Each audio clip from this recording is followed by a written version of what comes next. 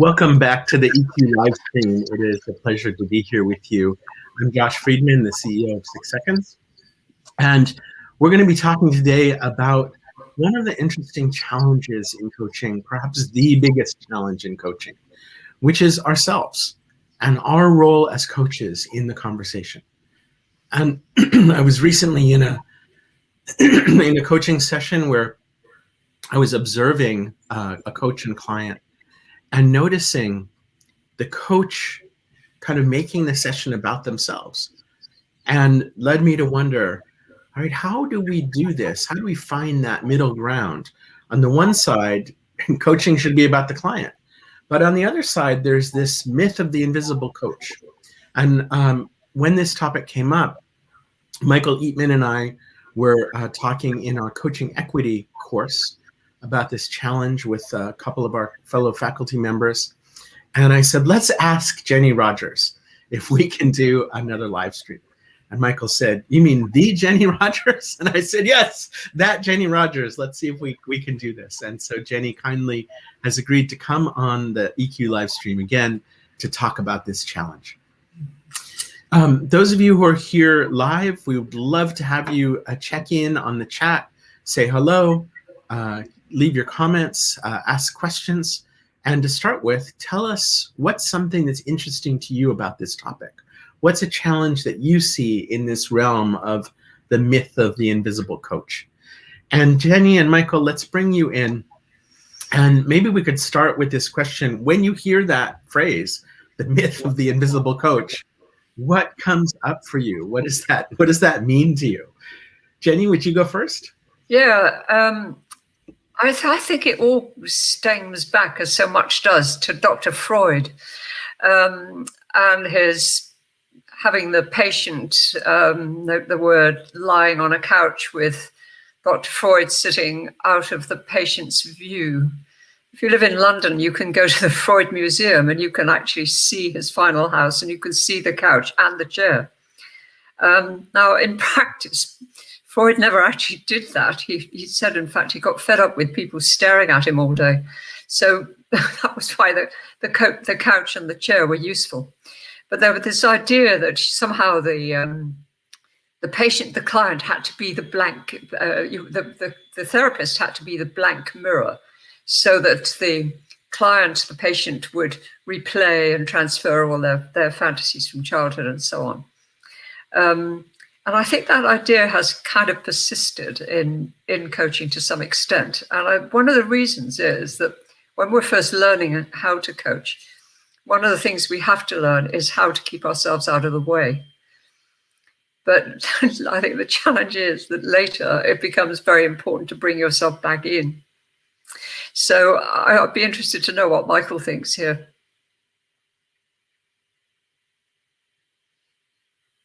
Jenny, thank you. And Josh, it's good to be here.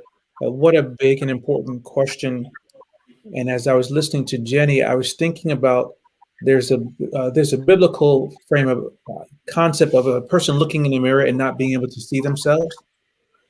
And I think as a coach, that's really important. And when I went through my coaching program, that was the perspective of really, make way for the person who you're coaching. Until one time I was with one of my teachers and I was reared up and ready to, get this great coaching. And as we were talking, my teaching coach said, I have a lot going on in my family today. You might hear my kid in the background. He's going through some stuff. And my mind was blown because I was like, oh, there's somebody else here with me. And so it really helped to reframe the conversation for me that he is a living, breathing person. And it allowed me to know that while I don't know all of the details of his story, that there's someone else in the room with me. And it kind of helped to bring my perspective up to a different perspective. So one of the things that happened in the coaching equity course, without revealing any confidentialities, there was a coaching demo. And in the coaching demo, something happened in front of the group.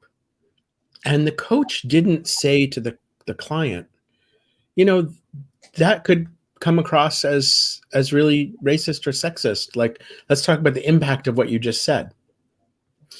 And later, somebody said, well, the coach should have called him out. And this is really where we got into this conversation. It's like, well, is it the coach's job to call out a client on something that they say? And what happens to, particularly in this area of equity, and when we start dealing with very loaded issues around racism, sexism, ageism, classism, and we have our own positionality as coach. And does the fact that I'm a slightly older, just a little white man, does that positionality affect my client? Is that something I should be even talking about?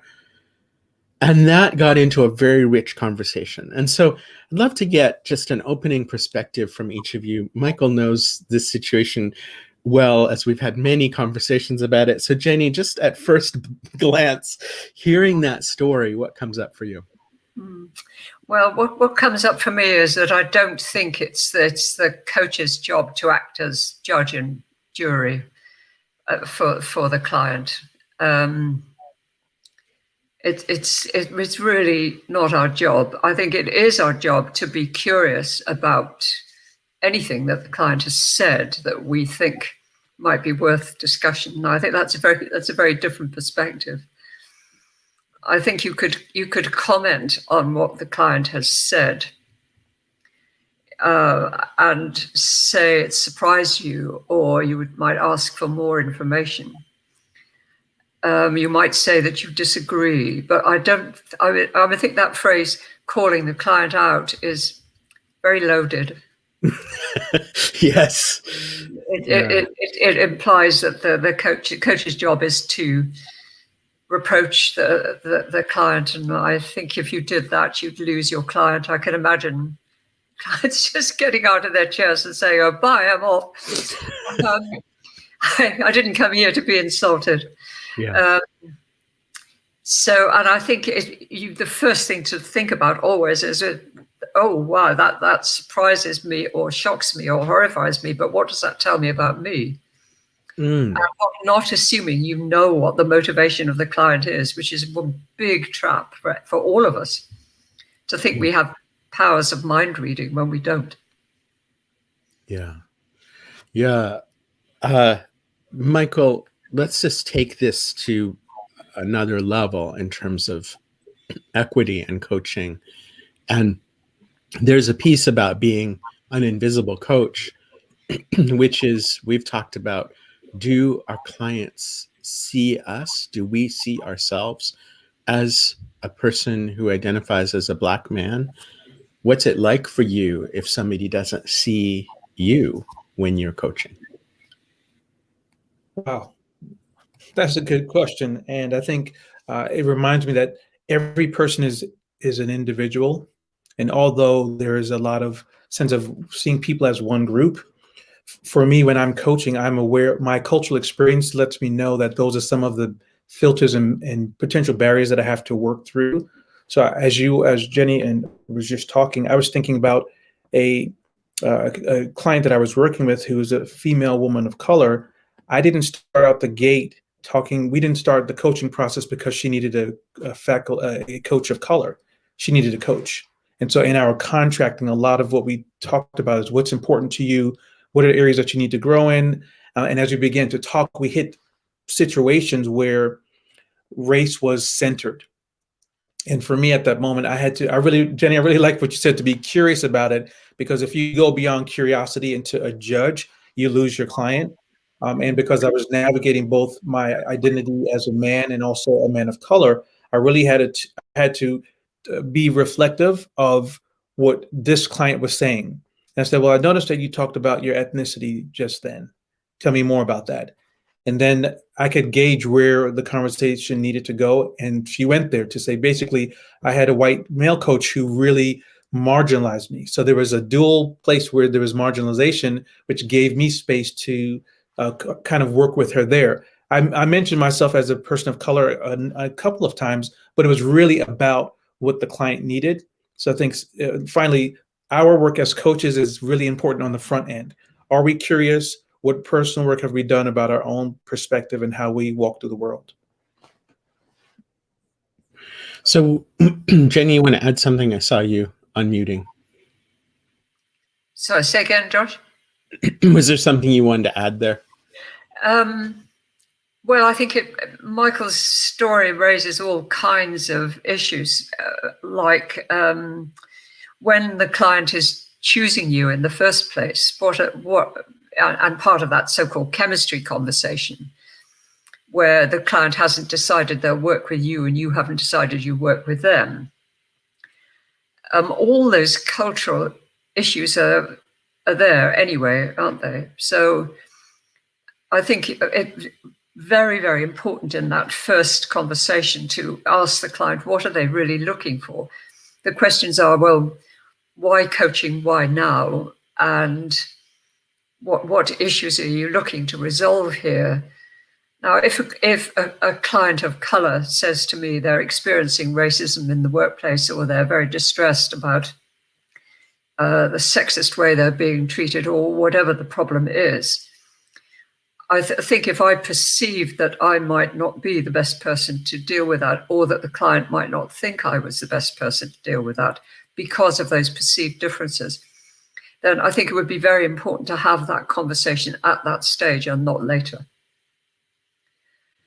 And to explore that openly, rather than thinking race or sexism or ageism or whatever ism it is can't actually be named. Then my instinct is that coaching program is going nowhere. I think if you can discuss it at that before you've agreed that you're going to work together, and maybe talk about what difference it might make. As Michael was talking, I was thinking about in the experience your client described, Michael, of maybe those so-called microaggressions, which are not so micro actually. Yeah. So here, for instance, where our racism problem is rather different, that we still have it. Many people who are not obviously white, middle-class English might be asked, where are you from? Which implies there's something about you that means you don't fit. Now, I have to be, all of us have to be, thinking of British coaches here, I would be very, very aware of that. And London is a very, very multicultural and tolerant city. But we have plenty of racists nonetheless. And there are many people here whose grandparents came here from Uganda or India or whatever.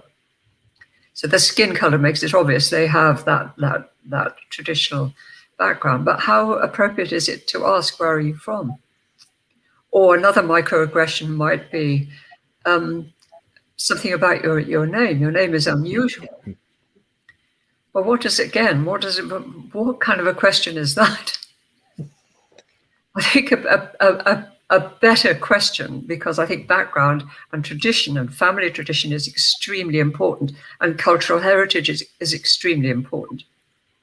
The question I like is, tell me about why your parents chose the name for you that they did, and whether it is the name, is it, for instance, the name you're still using? Because a lot of us change our names. I was born a Jennifer, but nobody's called me Jennifer for a long time.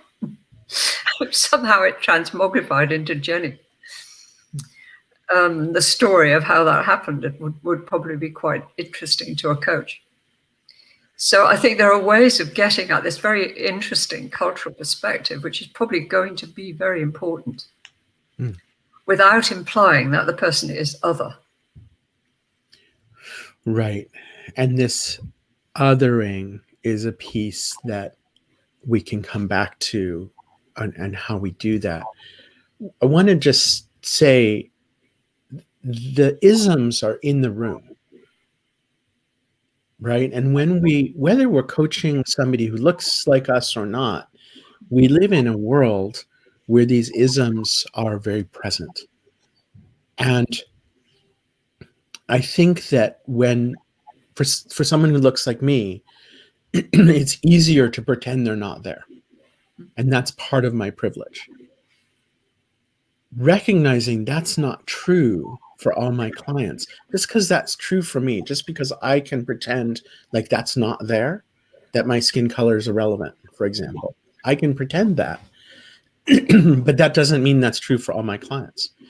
And so I think part of the challenge here for us is to recognize that what's visible, what's impacting our clients, whether that's one of the isms that we know well, or maybe other factors that we don't know well, there are things impacting our clients. And part of our job is to help kind of surface those things that are impacting the client. We're recognizing those impacts are there, whether we like them or not. This is in the room. Michael?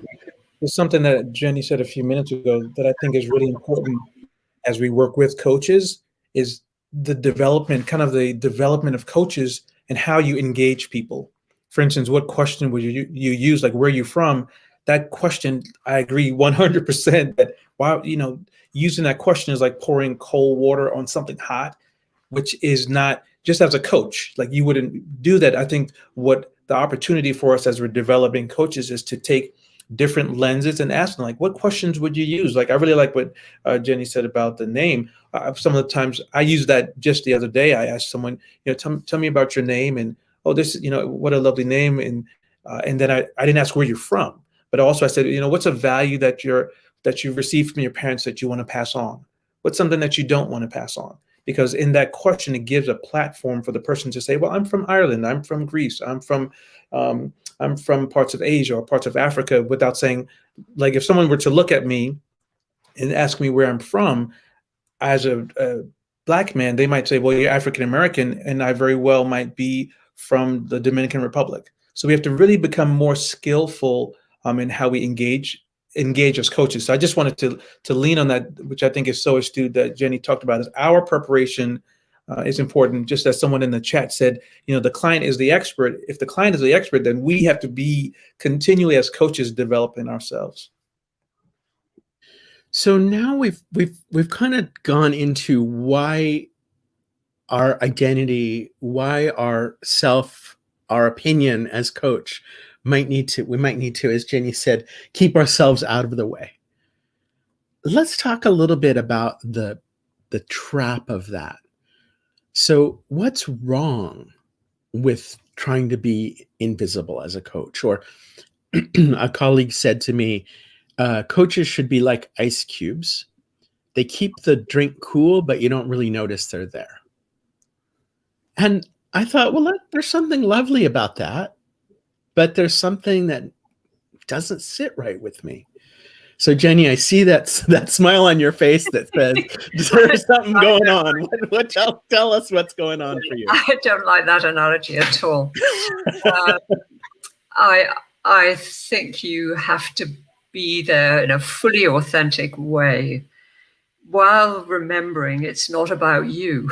It's not about you, which is the thing that we all learn when we're baby coaches. That's probably the first thing we have to accept.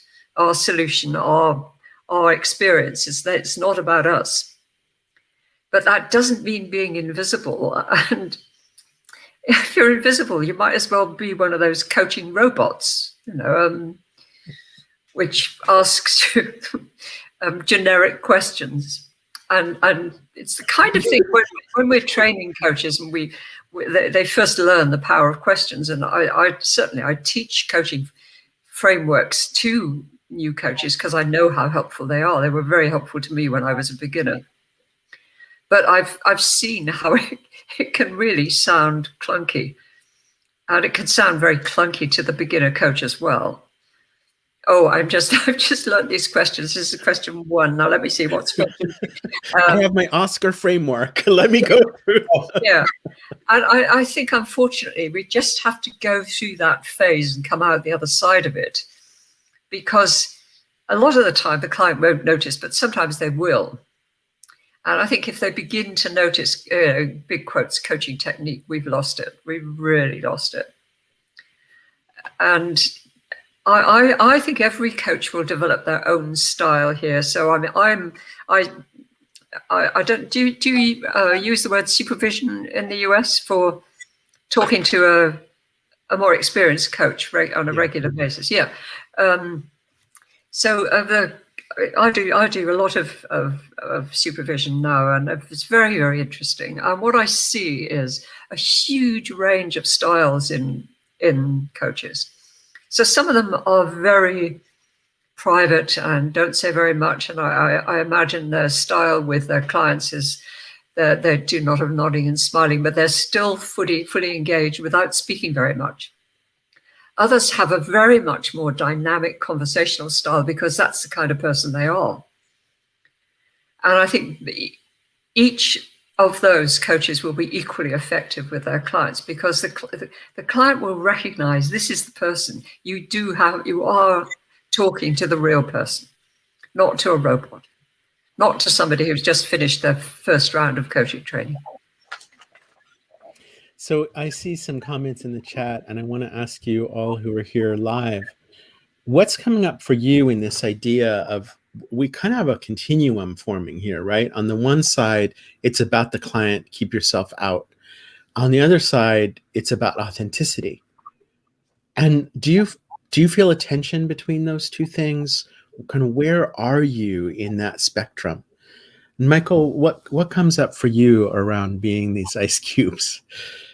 Yeah, it's so beautiful as coaches, greetings to everybody who's online, that a lot of our work is listening. Like, how well are we listening? And for me, as Jenny was talking, I was thinking of a client that I had a couple of months ago in the height of the political heat around between President Trump and President Biden. And my client was from a small town and white gentleman, and we got together because he was working on his leadership perspective, but in that he knew that I did work around diversity. So a lot of our work began around leadership development, using some of the tools that 6 Seconds uses. There was a point where he asked me, Michael, what do you think as a Black man? But I'm like 6 sessions in. And so there was a moment in my mind that I said, oh, well, I know I can see, I can see what I am. And I was wondering, is this too far? And I realized, as Jenny was talking about, when we find our own space, you can sink into that without dominating the conversation. So I said to him, I really did some contracting with him to say, I want to share my perspective in light of what you're talking about. And I was able to do that. And then after I did that, he said, I think that my political values are trumping my religious values. So now we got to a deeper level because I had to give some, he was able to give some, but I think there's a real important tension that we have to be aware of, that it's not about myself. Like, I shouldn't go to that session trying to get some to be fed fully, because that's not that point. So that's what's coming up for me when I think about this idea of being an ice cube. I think there's a moment where you need to stay cool, and then there's a moment where you need to dissolve some, but it's not your session. That's what's coming up for me. So Jenny, you said, then we need to bring ourselves back. And I want to talk a little bit more about this. What does it mean to bring ourselves back as coaches?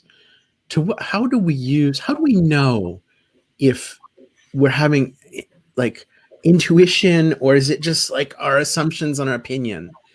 Is our even saying well, I'm curious about what you just said. We've just kind of made it about ourselves when I say I'm curious. Where is the self here?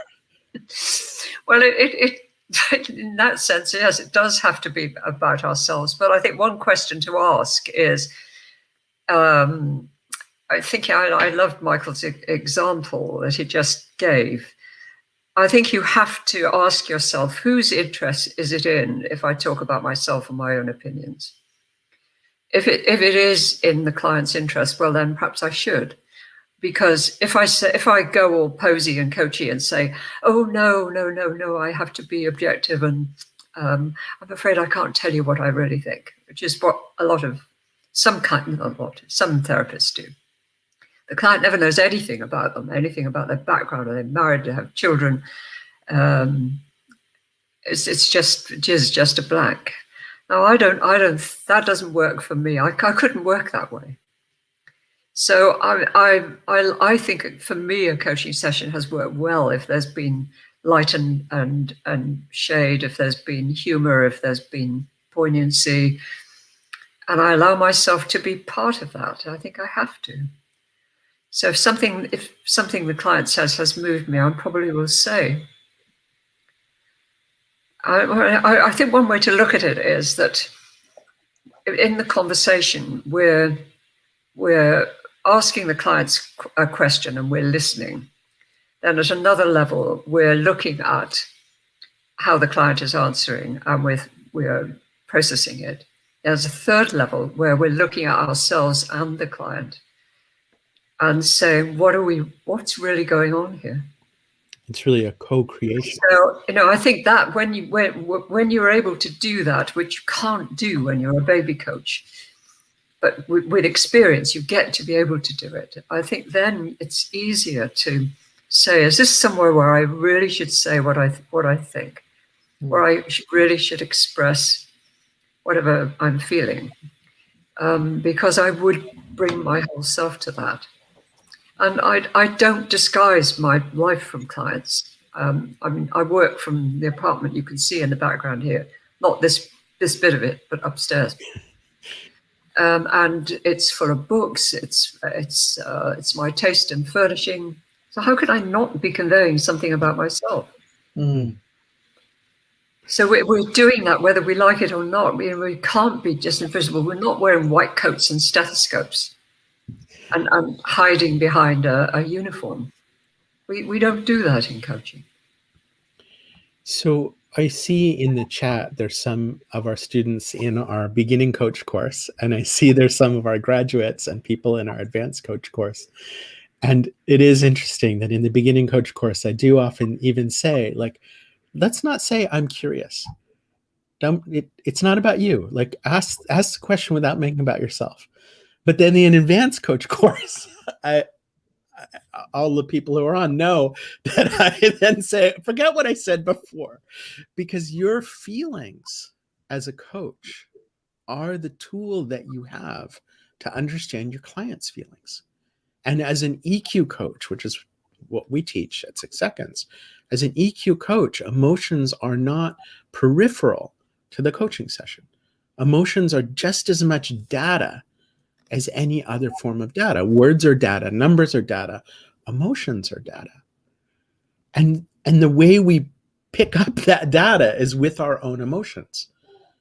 I think part of the problem, to be really honest about it, is I was trained to be afraid of emotion. I grew up knowing that emotions were something unreliable.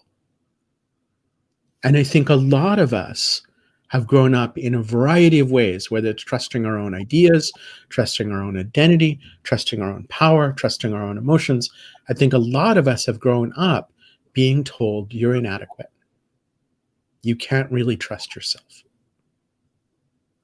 And then it becomes tremendously difficult to do what you just said, Jenny. I'm very persuaded by Irvin Yalom's work here. When I first read his books, Love's Executioner was the first one I read, and then I read The Gift of Therapy.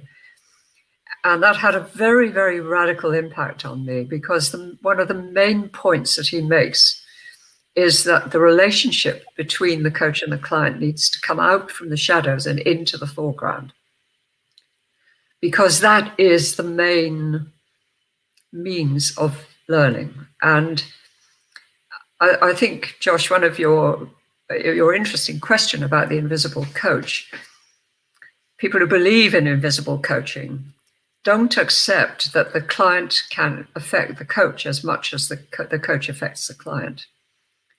That it's always a two-way thing.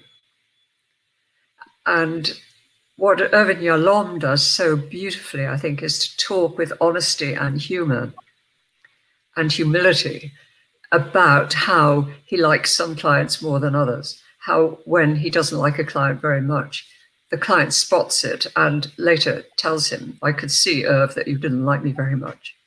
And he's able to write that. And that's that's about being human, isn't it? We are bound to like some clients more than we like others. Some clients are going to make us feel afraid and intimidated.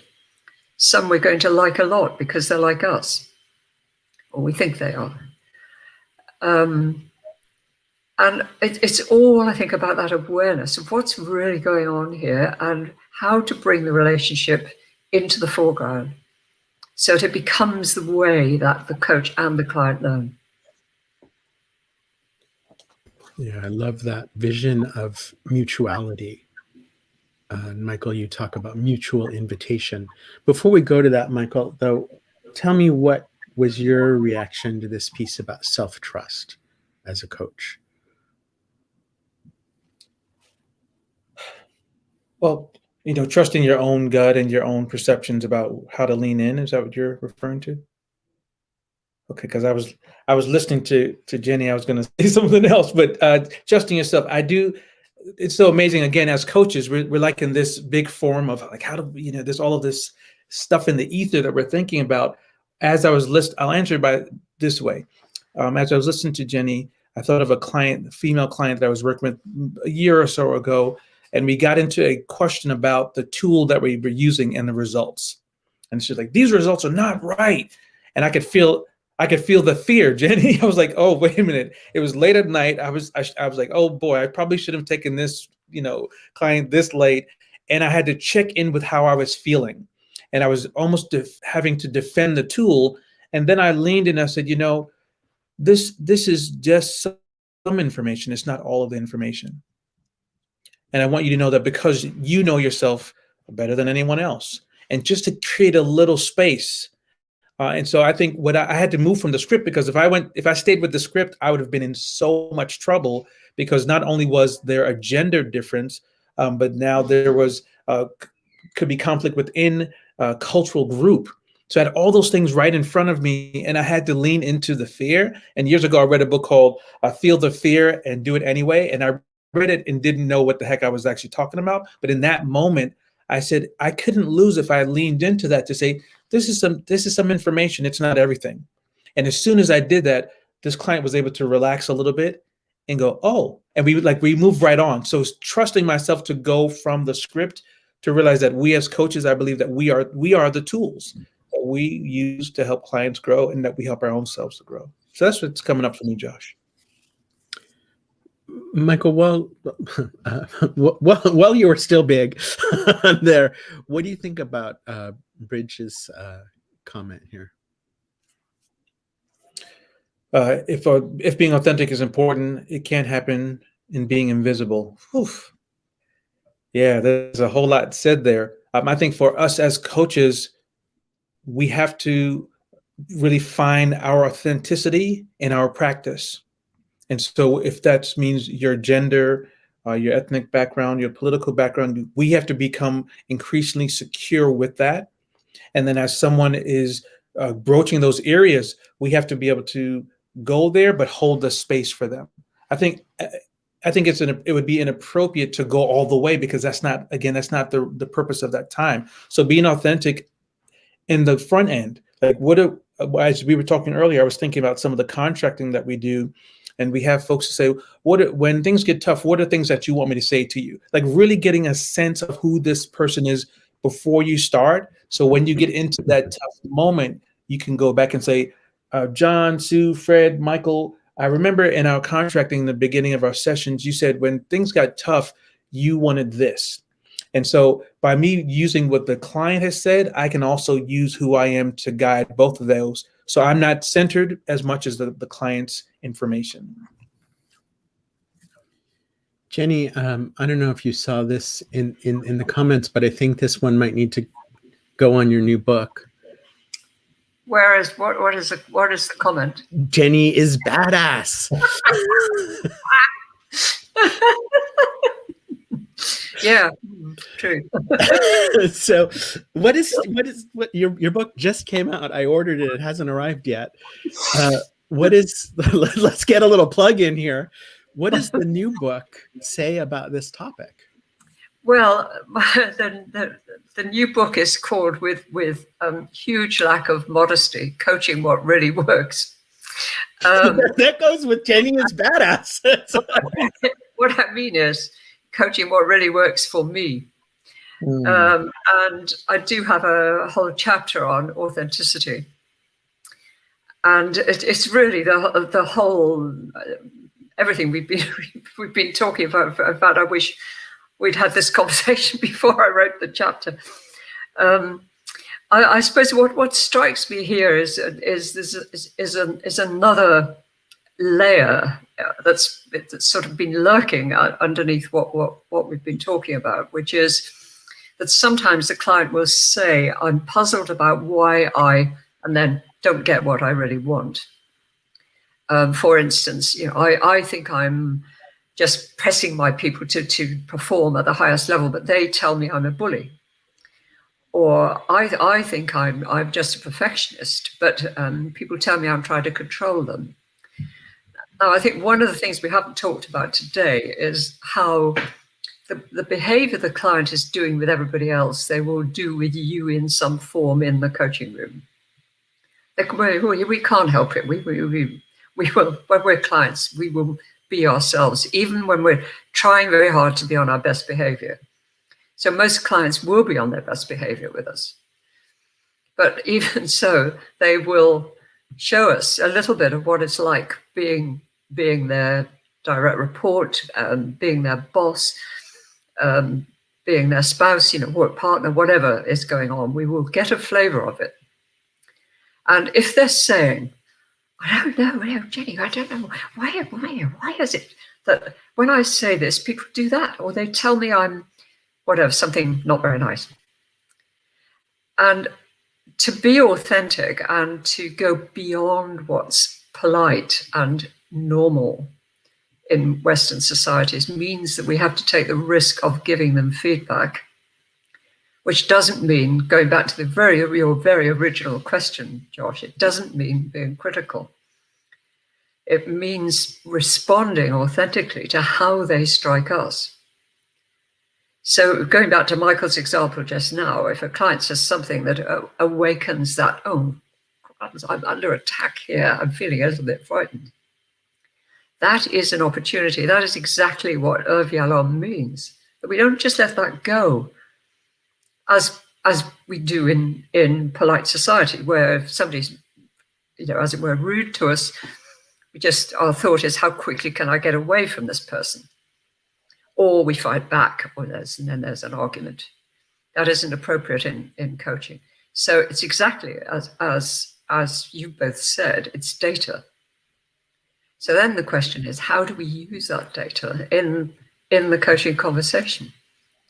So I think we have to learn, I'm sure, Josh, and you teach people how to do this. We have to learn how to do that in a way that's not offensive and doesn't imply that we're know-alls and we can put people right. But essentially, it's about saying, when you said that, the impact on me was this. So to say, when you said that, when you raised your voice or leaned forward in your chair or half stood up, all those things that clients do. And this is, for instance, a very tall man with a towering helmet of dark hair, who's about a foot taller than me, with a big, deep voice. And he starts raising his voice, and maybe he's wagging his finger at me, which is probably something he's doing every day. And he just has no idea that this frightens people. So to say to him, "Look, X, when you did that, when you did this, and you leaned forward and you raised your voice, I felt frightened." And I know we're just in the coaching, it was just the two of us, so there's no real reason for me to be frightened, but I could feel myself shrinking. And I'm wondering if this is what people mean by telling you you're intimidating. And the client goes, "Really? What, you're frightened? Why? It was just me." "Yeah, well, okay, let's talk about that." So it's data that the client has generated with you, and it's like gold dust, really. Don't let it go. And even just hearing you tell the story, I can feel my conflict avoidance kicking in. and my desire to please kicking in, and my patterns of when I feel uncomfortable, I withdraw. I feel those patterns kicking in. And that is the place where I go, okay, it's time for my EQ skills, right? I have a choice right now. And what is the more intentional choice? What is the choice that's aligned with who I really want to be? And this comes back to this piece about self-trust. There are all of these voices saying to us, you're not good enough. You didn't get the 100% on the test. There's something wrong with you. And I think as coaches, part of our challenge is to say, I don't need to be perfect to trust myself. I can step forward into this uncomfortable place, even though I don't have all the answers. Well, that's a really interesting comment, Josh, and I love your candor about saying how the wish to please will kick in if we've grown up thinking we're not good enough, and most of us do, because as small children we need to be socialized. And I think this is another area really where a lot of coaches hesitate. I mean, this may be beyond what we're talking about today, but I think I've been in my new book, I do talk a lot about how important it is to inquire into the client's autobiography and to ask what their childhood was like, what the relationships with their parents were like. Not that we're doing therapy, because we're not. But very often, very successful people have grown up with exactly a version of what you've just described. That their needs are not met, their needs for being touched, being held, being comforted, being recognized are not met. They have a, in quotes, narcissistic parent who sees them as the extension of themselves. They may have a busy parent, an alcoholic parent, a violent parent. It doesn't surprise me anymore to find how many of my clients have had childhoods like that, where to protect themselves, they have developed this defensive system. And very often that's exactly what is bringing them to coaching, but they don't make those connections at all. They think their attitudes are just givens. They have a force of superstition almost. They have to be obeyed without realizing they may have benefited them in early career, but now they're really getting in the way. So I think that's another way that we can be authentic and not invisible, by again going beyond what people normally will discuss, or what a friend would say, which would be to comfort or to avoid those topics altogether, because they are uncomfortable. It's distressing sometimes to hear what people went through as children. But we have to live through that. We have to accept it and be willing to inquire into it. Jenny, that was so well said. Quickly, Josh, I'll say that a couple of things that popped up for me previously is like, what can we tell coaches or support them in leaning in? But then the second thought for me was this notion of liberation. And so as centering this in my own self, but I think it's viable for everyone. The sense of liberation as a human being and as a Black man, as a coach, there's a point where, like you talked about some of those things around obedience and, where you cared for and things that you didn't get as a child. I think adults struggle with, will I lean into that? And I think one of the things for me, as we pull equity into this work, is I ask myself, what do I gain or what do I lose if I don't do this? Like, what does my client lose if I don't ask that question? And also, what do I gain if I do ask that question? And so that becomes part of the options in the no, choose, give model. And it's and I use liberation in a specific way as a man of color, but I think all of us have this sense of liberation that we have to see the problem and go, it's more, it's better if I go into it. And I quickly will share that as a Black man in all of this recent, it's not really recent, in the tumultuous experiences of Black and brown folks, as a coach, I had to ask myself, what do I lose if I just sit back and be a quiet coach and do good work? It's the same thing. So the suffering is the same on each side. You just have to determine, will I go to the other side? And I think part of what we're talking about is being invisible, is that we want to encourage folks to say, go to the other side. It is really difficult, but you will never be satisfied if you don't go that distance. And it's so hard. And so that brought up a lot for me in this idea of how do we liberate ourselves? How do we, and then the 6 seconds process is so powerful, Josh, because it really, in a gentle way, it's like the wheel, right? It says, okay, a wheel is just a wheel. Spin the wheel. But wait a minute. When I spin the wheel, it pushed me out a little further, and it pushed me out a little further. And by the time I look back, I've gone several revolutions, and it's so powerful to say that the wheel is liberating us when we step into it. Michael? That is so true. I love the idea of what do I get if I do or don't do this? What does the client not get if I don't? My answer would be, if you neglect to inquire into how the client acquired their attitudes and beliefs and self-protective mechanisms and their masks that we all wear to some extent, you will end up doing very transactional coaching. It won't really go anywhere. Right. You will solve the superficial problems. In my book, I talk about photocopier problems in the days where people still had photocopiers. How do I stop my colleagues coming to me and saying, oh, the photocopier won't work, the paper keeps getting jammed, and you're sitting right next to them, why will you help me? So the simple answer is, well, just say no. And the client already knows that's the answer. So the question then is, why can't they just say no?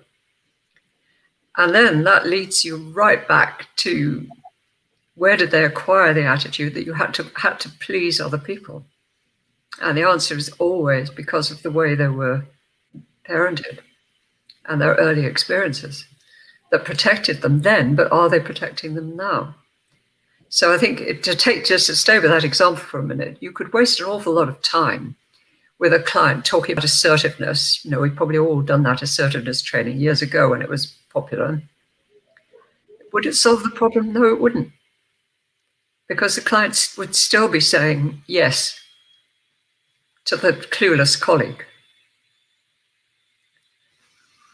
We talk about recognizing patterns and understanding that the way our brains work is we form and follow patterns. And those patterns are often formed a very long time ago, and we're still using them because they are easier, basically. They're often in our way. There are a lot of things that form those patterns, Jenny, as you said, our upbringing, our family, our earlier experiences.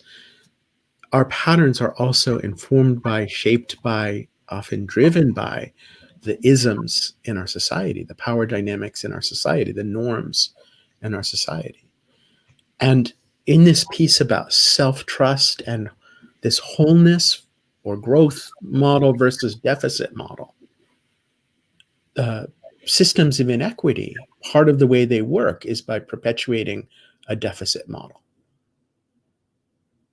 And I think that this internal liberation piece, Michael, is part of it is rejecting that message of inadequacy.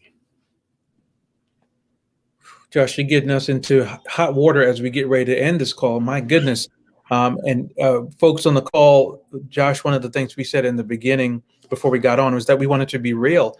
And as I'm listening to you, Josh, one of the things that really has supported me in my transition from working for others and going to full-time coaching, we really had that question around deficit. I remember saying, I don't know if I can do this.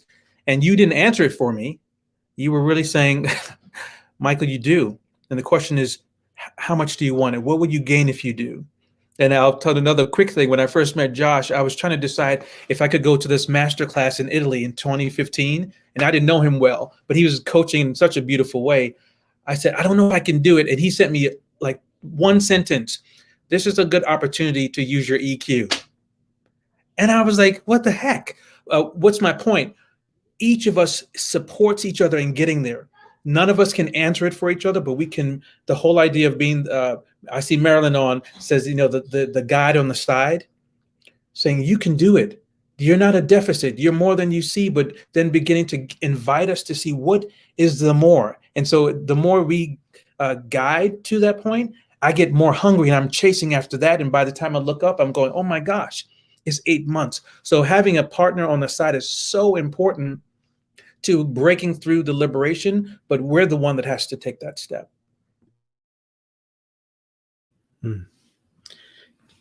Jenny, thoughts about this deficit orientation and shifting into a wholeness orientation? Well, I agree with that. I think the whole wonder of positive psychology, which began, I suppose, around about 1990, was a revelation, and it fitted really well, didn't it, with the whole coaching philosophy. So if all of psychology before that, this is big generalization, had been what's wrong, the whole strengths approach is, well, let's look at what's right. And I think there's some very simple tools and techniques that all coaches can use, like those strengths cards or just lists of strengths, and saying, choose your top 6 and now choose your top 3. And then given whatever issue the client is bringing to you, to say, rather than, well, oh, isn't it awful, everything's wrong, how could you use those strengths to help resolve this particular issue? But again, I think it's always about looking where these attitudes came from, and when they have been very important to clients, and the client may associate their success with something that's actually not very helpful. Like, for instance, pressing people too hard or being too perfectionist. And then I think our role is to say, well, let's just look at that. Let's just challenge that for a minute. So I agree with Michael that an awful lot of what we do is about having faith in clients that they can do more than they think they can. At the same time, our role is to challenge the practicality of some of those things. And that will take us very often into conflict with an organization's culture, with societal norms and all the other things that hold people back. And that's where it gets interesting. Yes, understatement of the week. I think for myself, one of my favorite things about coaching has been by deliberately practicing seeing my clients as whole and resourceful. It's also, there's like some of that light that I then see in myself. I look at myself a little bit more that way. It's much easier for me to see my clients as whole and resourceful than to see myself as whole and resourceful. But the piece that's been powerful for me is that in order to do what I really want to do as a coach, I'm having to change the way I see myself. And I think that's been one of the gifts, the unexpected gifts of getting rid of that invisibility. Well, I think that's right. And either all coaches have to think about why have we come into coaching, and have we come into it because at some level we're trying to solve our own problems through working with other people on theirs, which can move so easily into rescuing and pity. And oh dear, this poor client, oh gosh, it's so sad. I need to rescue them. And I'll rescue them by telling them about my experience or giving them advice, platitudinous advice, which isn't going to help them at all. So if to go back to what you just said, you constantly remind yourself that people are resourceful. This should stop you doing that. But I see it all the time in the coaches I train and supervise. The temptation to rescue is there, always lurking somewhere. Yeah. Michael, we're running out of time. What are you taking away from this conversation? What I'm taking away is I feel so full because it's like watching a movie at, sometimes they have the movie theaters outside and you can watch it outside and just taking so much in, and also reading the chat a little bit, and having a chance to think about my own work and how we got to this call. One of the pieces that keeps coming back for me, as we're facing some of the feels like unique political, religious, racial, health epidemics, that we as coaches are so needed now more than ever. Everybody's looking for a coach, even if they don't know it. I think it's important for us as coaches to realize that we have to hold space for everyone. Very, very difficult to do. It's easy for me to have a white client, generically speaking, and hold animosity because of what I see in the world. And if I do that, I'm stealing from them. But more than that, I'm stealing from me. And so it's a really difficult process, which is why we need coaching programs to help us to kind of work through some of our own thing. How can I hold two opposing thoughts and one at one time, and be curious and mindful of it? So that's what's coming up for me as we come to the end. Let us all continue to be mindful that we have to bring our full selves to the coaching sessions. And when there's moments of fear, lean in thoughtfully. Jenny? I think I can improve on that. It's just wonderful statement.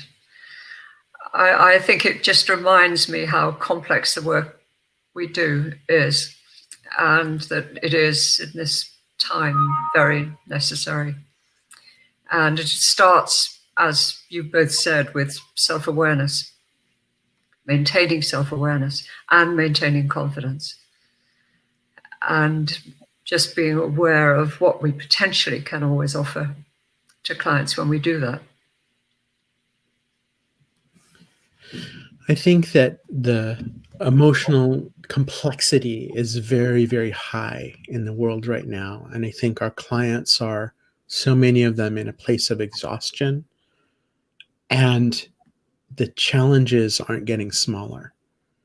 And so I would say that this work of feeling that allyship, feeling that authentic partnership, feeling that co-creation of new possibilities, to me, if I can be in that space with clients, we both walk away with so much more energy and possibility, and, as Michael said, liberation. And Jenny, that authentic co-creation of relationship where it's about the client and their goals, it's in service of the client and their goals, and it's real for both of us. That is a place I think so many people are craving to be in that place. And so coaches, if we can do that work ourselves, to bring ourselves to be able to step into that and hold that space, what a gift that we're bringing to our clients and to ourselves and to our communities in a time where that's so needed. So I thank you both for your conversation. Thank you, everyone who's here participating. Those who are watching the recording, thank you for watching the recording. And please go ahead and ask other questions, comments on the recording so we can keep answering you and continue this conversation. Bye, everyone. Okay.